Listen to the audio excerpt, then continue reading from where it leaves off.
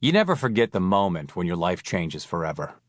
It leaves a lasting mark, like the deep groove carved into sequoia bark by a logger's hatchet, the shimmering black sands that whisper of a millennial-old volcanic eruption, or the crescent-shaped scars from your multiple calf implant surgeries. Everything seemed so perfect on that sun-dappled, breeze-kissed, nice-smelling afternoon. As I am wont to do in my downtime, I was drinking and staring into the middle distance. I had devoted most of the morning to dwelling on professional disagreements and some mild career envy, and, as a result, I was tired. That lady I married was reading a book in the shade as our two young sons played in the pool of our new home. Being surrounded by those I love had brought me a sense of, I don't want to say satisfaction, because that makes me think of two things: the emotional state of satisfaction, which I define as a cowardly capitulation to inner peace, and also Satisfaction, the criminally overlooked 1988 musical drama starring Justine Bateman and Liam Neeson. I loved that film, but it never caught on at the box office, at least not domestically. I understand that it's the highest-grossing film of all time in Estonia. I had finally come to terms with the state of Justine Bateman's film career and taken a celebratory swig of single malt scotch, when my eldest son, Boy 1, innocently called out, "Daddy, I can touch the bottom." "That's great, first boy," I murmured into my drink. "You sure have grown up fast." That's the kind of rapport I share with my children. We have great talks. "No, Daddy, everywhere. Everywhere I walk in our pool, I can touch the bottom." A sudden panic washed over me, like a wave of hot turkey gravy. My throat tightened, my left arm went numb. I could smell nothing but the unmistakable odor of burnt hair. "You're having a stroke, Joel," is what you might be saying, in which case I would reply, "Gee, I didn't know you were a doctor. Let me finish my story." "Look at me! My feet are flat on the bottom of the pool, and my head is above the water." My son's infectious joy sickened me. He paraded back and forth, waving his hands, making a real show of it. "Yay, look at me!" Each step was a tiny foot dagger in my heart. I lurched out of my chair and staggered across the grounds of my home, which is a collection of fancy words for lawn, over to the car park, which is what we call our driveway, and made sick all over the hood of my Porsche, which is actually the trunk. That lady I married appeared at my elbow with great concern. "What is it, Joel? Why did you vomit?" That's the kind of rapport I share with that lady I married. We have great talks. "That kid in the pool is right," I barked, dabbing at my chin. "We have no deep end. It's all one... She placed a warm palm against the small of my back. "Joel, take a breath. Find your words."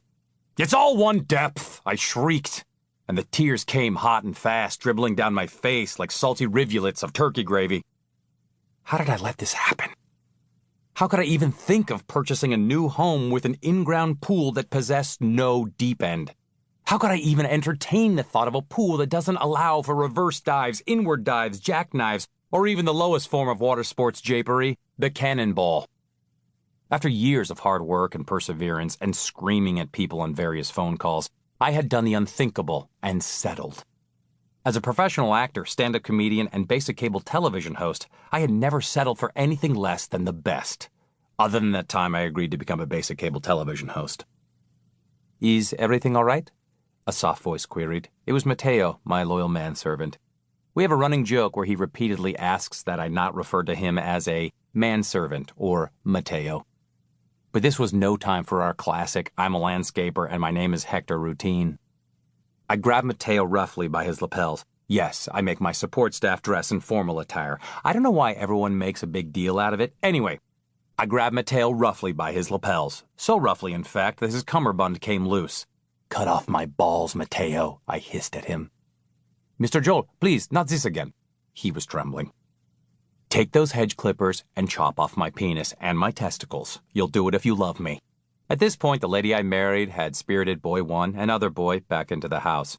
I could hear the hydraulic hiss of the panic room door sealing shut, even over Mateo's blubbery protestations. Mr. Joel, please. The pool can be fixed. It can be done. You just need to dig a deeper pool." I released him. He was right. The problem, like others detailed in the pages ahead, was challenging but ultimately surmountable. And the solution, like many more detailed in the pages ahead, was to rent a backhoe. Now I know I've said pages, but this is an audiobook. so go fuck yourself. I let out a long sigh of relief and, with great effort, tucked my genitals back into my pants. I cupped Mateo's sweet, beefy, sunburned face in my hands, gave him a soft peck on the cheek, and straightened his top hat. I would do it. I would dig a deeper pool. This endeavor would require money, of course, and a grueling, nearly 5-minute internet search to determine a baseline construction price, and, holy fuck, it was really costly. Believe me, I shopped around. I got at least 3 different estimates. Those short-term backhoe renters are bloodsuckers. It's too expensive. It's too expensive. It's too expensive. It's too expensive. It was the voice of the lady that I married, echoing in my head. She was saying something about this newer, deeper pool being a fool's errand and an unwise expenditure, and how there wasn't enough potable water in the panic room. She was right on all counts, as I would learn much later. But in the short term, I needed a new revenue stream. Sure, I had conquered television, both real and cable. I had mildly defeated the world of cinema, both theatrical and straight-to-video. And I had bent the world of comedy over my knee and made it call me the Harbor Master.